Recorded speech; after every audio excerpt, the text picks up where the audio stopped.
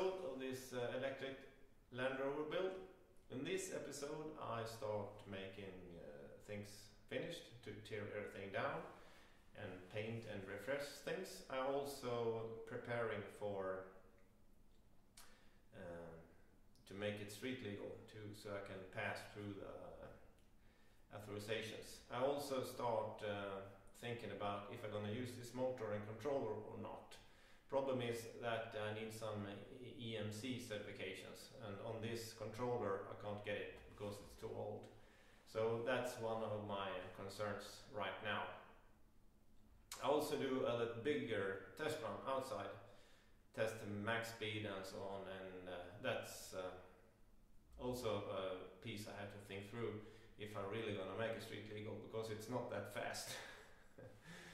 But hope you enjoy, stay safe, and see you next time. Bye bye.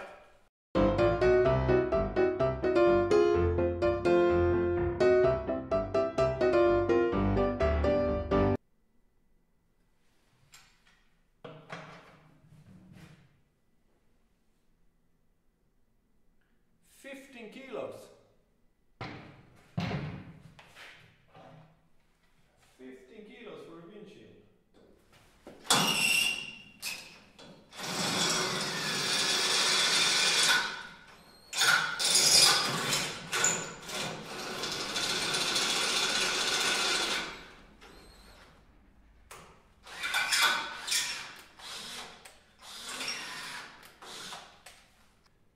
Now I've done some brackets so the feather doesn't fall out.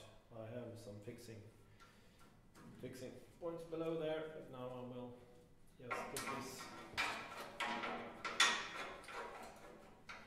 in here and I can push the feather upwards. I have to drill that one. I also done all the welding on the bulkhead and made some more reinforcements so the bulkhead doesn't move back and forth. I think that will be enough. Well, I said I will try to rebuild a handbrake, and I found this one, and this is from Lada Niva. And this is the Ford Scorpio that I use now. And you see here I have a strange construction here just to get this short wire to fit to the lever on the caliper. But I found this one with a wire, and it's also lighter, so that's positive. And also a nice cover, so I can make a nicer installation. And it seems to be more of the right time period that I build these cars. So I will try to fit this one and remove the Scorpio handbrake. So I will cut the bracket away, and then I will build another one in the correct height so it fits the wire. And then I'll make some kind of better solution down at the caliper. Yeah, I rebuilt the handbrake, and it's much neater now. It's almost looks as if it's been aimed to be here, and it's a Lada Niva handbrake this time. I made a new bracket, and this wire is almost perfect. And you can see down here I made a new fitting to the lever, so it's much better. And I also have a little plastic piece here, fits the handbrake, so it's so much better. Now I started with the inside of the fenders, and I will make some paper templates so I can cut the aluminum plates later on. But on this side I think I have to cut some more in the fender and then try to make some kind of inside here.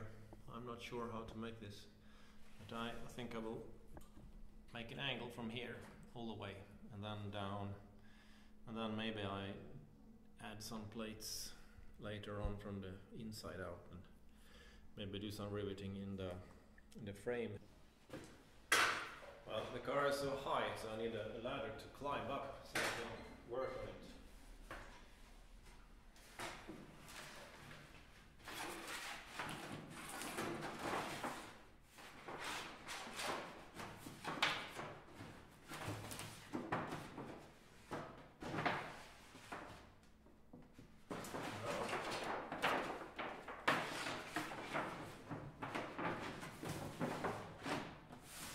I've done the templates and looks quite good, I think, and I have not 100% tightness to the bulkhead. And on the other side, so like this, and as I said down here, I will try to make some cover in rubber or nylon. I have a good material there to try to make it tight, or just add another plate down there. Templates on a sheet of aluminum, 1.2 millimeter thick, I think it is. Now I'll cut the plates with a small grind, and I will rivet them in place. And I can do that one here, but the other one I had to remove because I had to put these from underneath.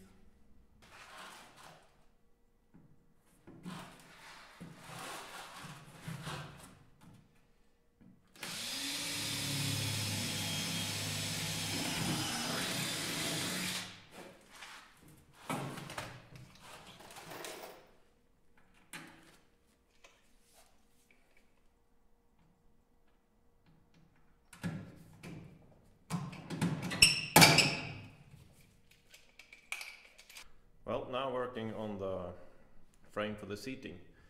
I done this before, but I welded it and it got a bit bended, so I have to drill new holes and also readjust the fittings. And here you can see the small dashboard. This is for the ignition and this is for front and rear. And I also fitted this security switch that is needed for if I want to make it street legal in Sweden.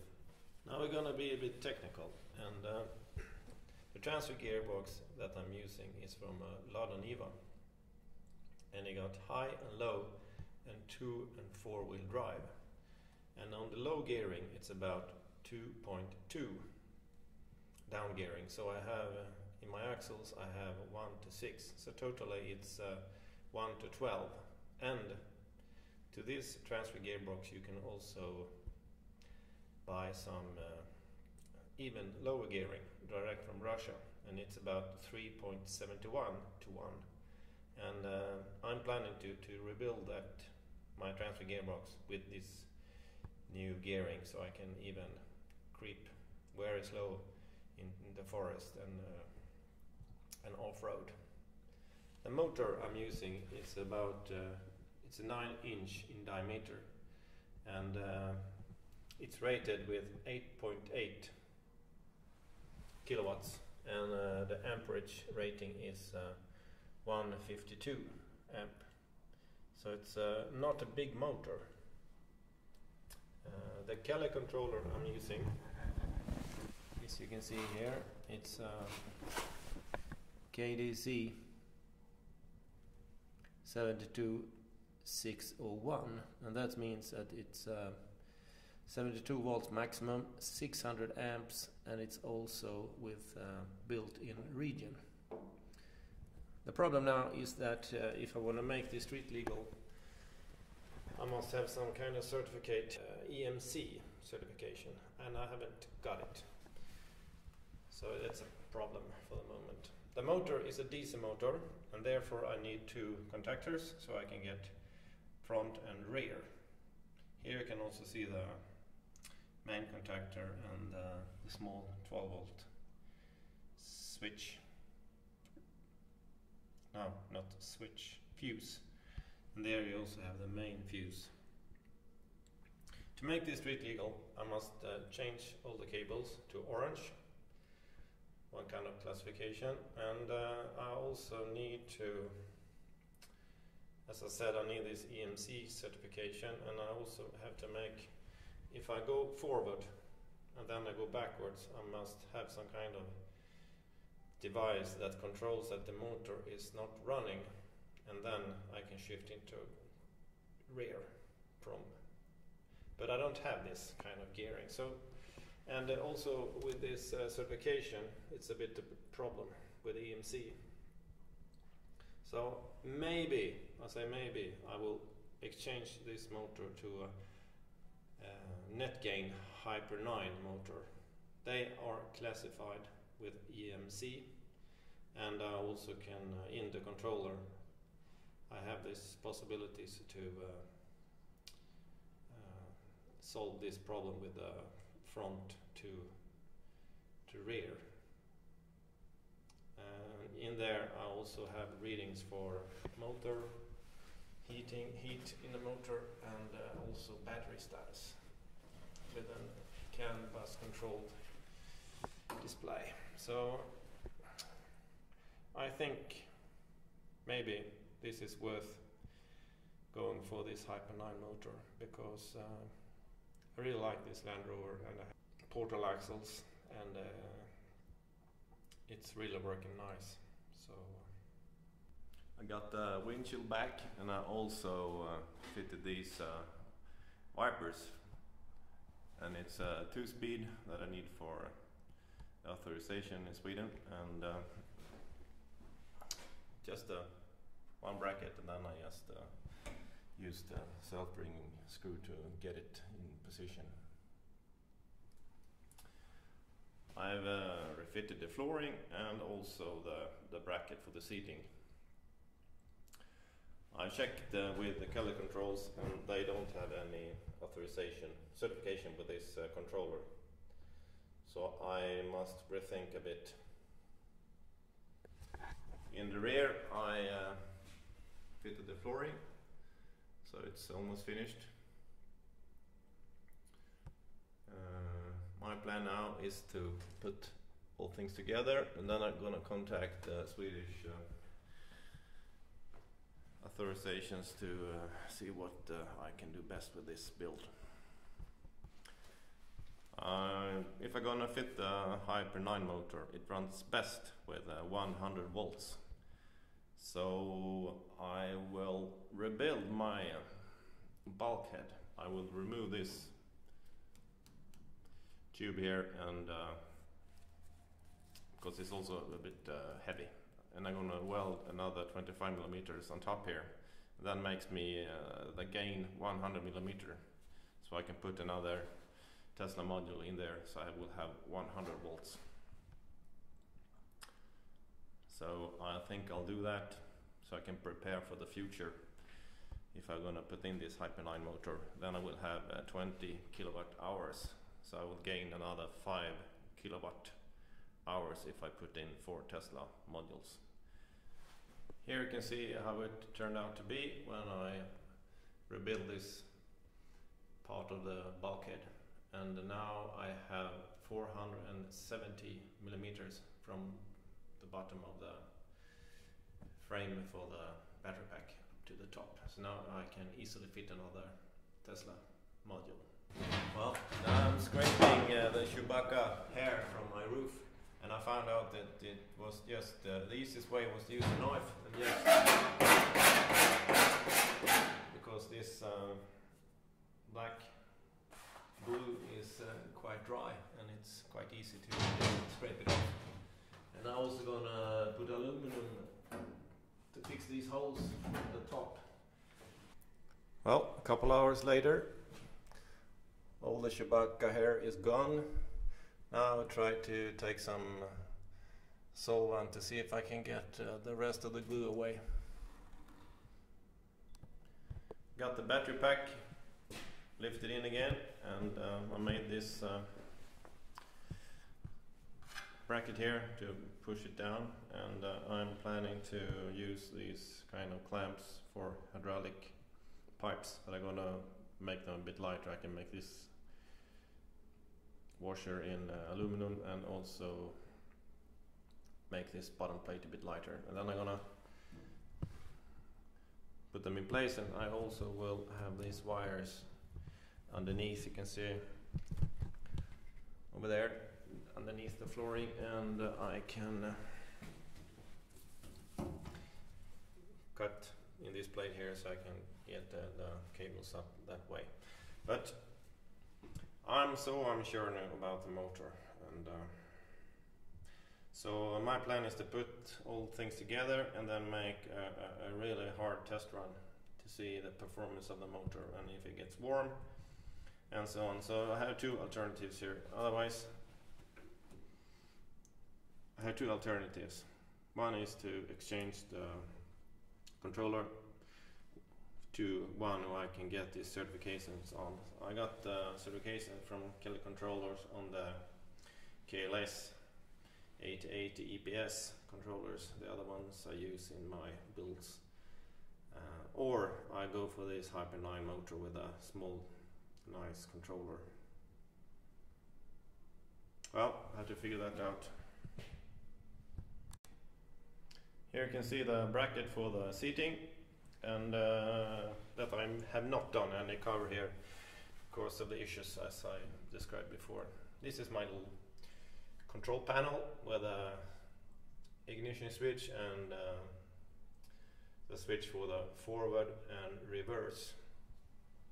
And here is also, as I explained before, for the security switch. But you can see it's quite tight here, and I have not moved that neither because of former issues about motor choice. Well, I'm gonna put in the seats, and then it's time for a small, not so small, I'm gonna do an extensive test run of this vehicle.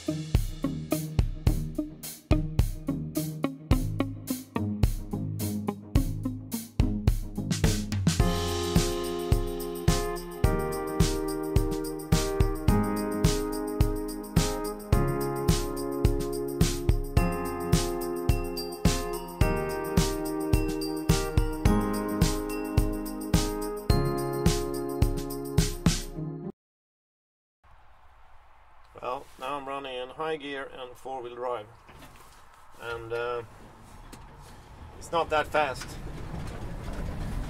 I don't know if you can see it there, but this is full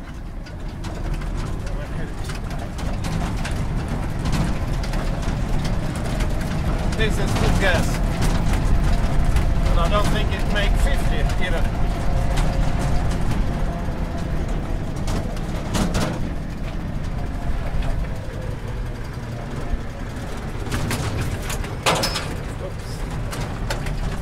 Some tools around here.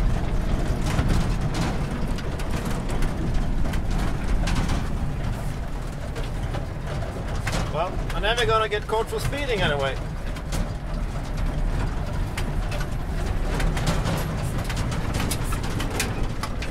Well, and I started off with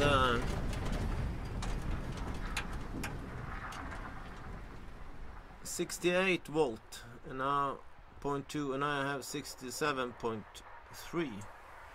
So one volt it has been dropping for this little driving around.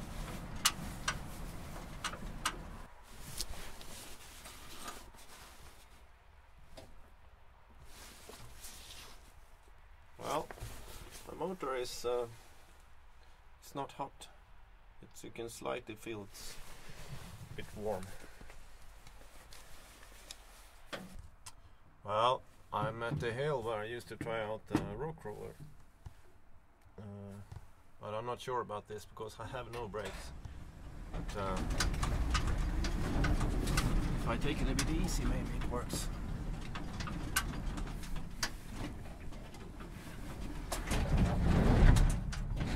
Oh, it's too slippery. Oops. I need a diff lock if I'm gonna try that. Well, here you can see it from the outside the garage for the first time with all the bodyworks and everything, and it's quite high. And I've been running it for a while now, and it's not a speed vehicle. I'm not sure if I need that down gearing to the transfer gearbox. But and I also don't have the diff locks because I have no vacuum control. But it's quite nice to drive, and you don't need a servo, so that's good. But it's not that nice driving it without any brakes. The handbrake is not that sufficient.